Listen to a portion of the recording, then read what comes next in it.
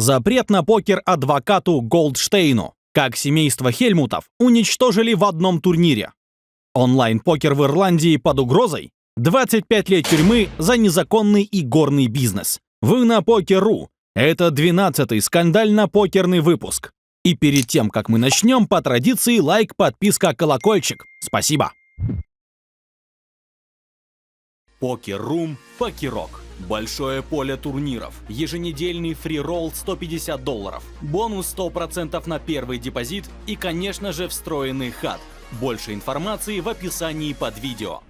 Голдштейн – печально известный таинственный игрок, сбросивший выигрышную руку в полумиллионном банке на Hustler Casino Life, когда-то был известным юристом, представляющий Эла Гора против Джорджа Буша-младшего в деле о президентских выборах. Теперь он сам оказался в центре юридических проблем и защищается адвокатами Дональда Трампа, Джоном Лаура и Кристофером Кизом. Напомним, ему предъявлены обвинения по 22 пунктам, согласно которым он уклонялся от уплаты налогов на доходы в период с 2016 по 2022 год. Этот доход, более $50 миллионов, он получил от выигрышей в частных heads-up матчах, что подтвердил и Дэн Билзерян. Также Голдштейн использовал активы своей юридической фирмы для уплаты личных долгов по покеру, подделывая их под расходы на юридические услуги. Плюс направлял средства конторы на оплату затрат и страховок для людей, с которыми имел личные отношения,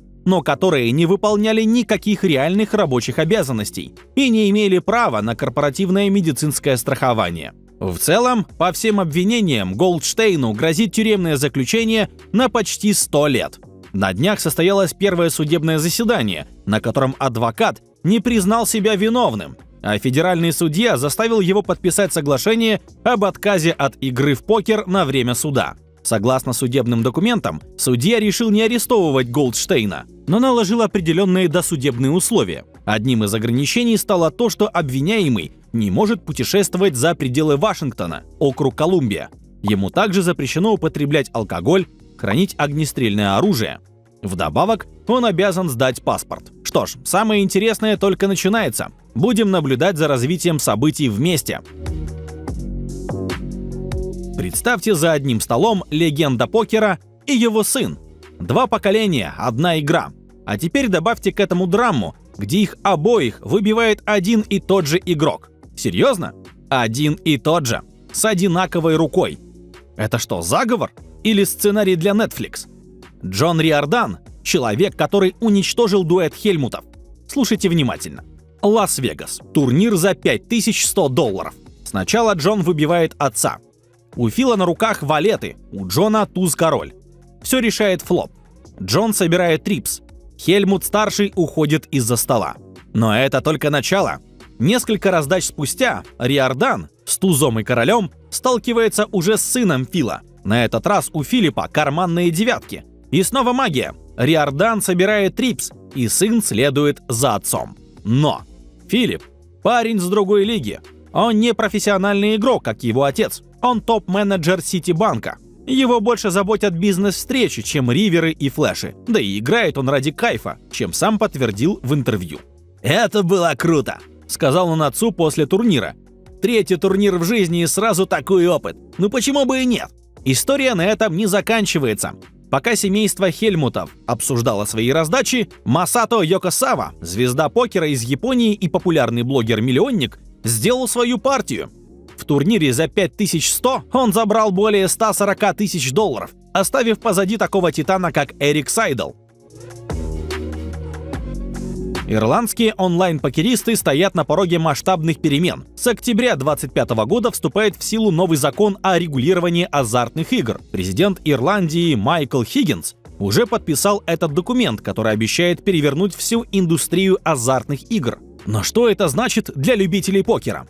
И почему все может пойти не так, как планируется? Цель закона ясна – сделать игорную индустрию Ирландии современной и безопасной. Новый регулятор, лицензии для операторов, запрет на оплату кредитными картами. Все ради защиты игроков. Но под благими намерениями скрываются правила, которые могут уничтожить онлайн-покер в стране. Максимальная ставка – 10 евро. Максимальный выигрыш – 3000 евро. Что это значит? Турнирный покер может просто исчезнуть. ведь призовые фонды, как правило, превышают эти лимиты. А крупные турниры больше не смогут быть частью ирландской реальности. И это еще не все. Даже кэш-игры окажутся под ударом. Представьте, вы играете на блайндах 5-10 евроцентов.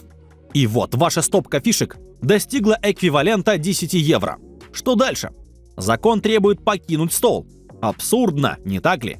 В таких условиях крупные операторы вроде PokerStars, GG Poker, Party Poker и 38 Poker могут просто отказаться от своих лицензий, ведь работать в Ирландии станет невыгодно.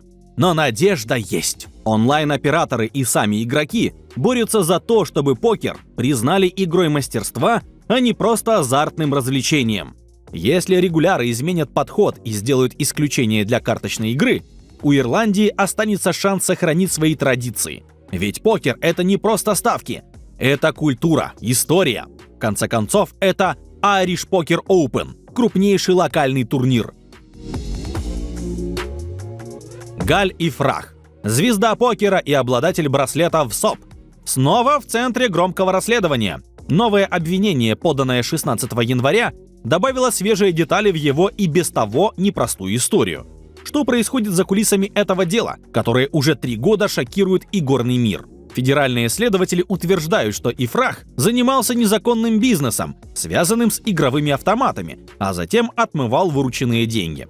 Схема работала так. Наличные переводились в фишки казино.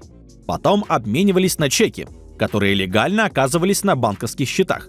Эти деньги, по версии обвинения, использовались для инвестиций в недвижимость и других крупных покупок. Но внимание вызывает одна ключевая деталь. Новое обвинение утверждает, что незаконная деятельность продолжалась вплоть до июля 2023 года. Это значит, что Ифрах мог вести операции еще 16 месяцев после первого предъявленного обвинения в марте 22-го. Если суд признает Ифраха виновным, ему грозит до 25 лет тюрьмы и штраф $750 тысяч. Для человека с карьерой в 2,4 миллиона выигрышей в живых турнирах это серьезный риск. Помимо Ифраха, в деле появляются 2 новых фигуранта – Иисус Сиснерес Санчес и Фуок Чан. Против них уже выписаны ордера на арест. Один из бывших соучастников Ифраха летом признал свою вину. Сам Ифрах остается на свободе под залогом. История с Галем Ифрахом еще далеко не закончена, и ее развязка может оказаться куда драматичнее, чем мы предполагали. Хотите больше покерных скандалов? Обязательно посмотрите наш предыдущий выпуск, где мы раскрываем тайны отмены европейского покерного тура в Париже, разбираем мистический поцелуй за десятку на Ривере и говорим о крупном скандале Apple и Google с онлайн-казино. Смотрите прямо сейчас.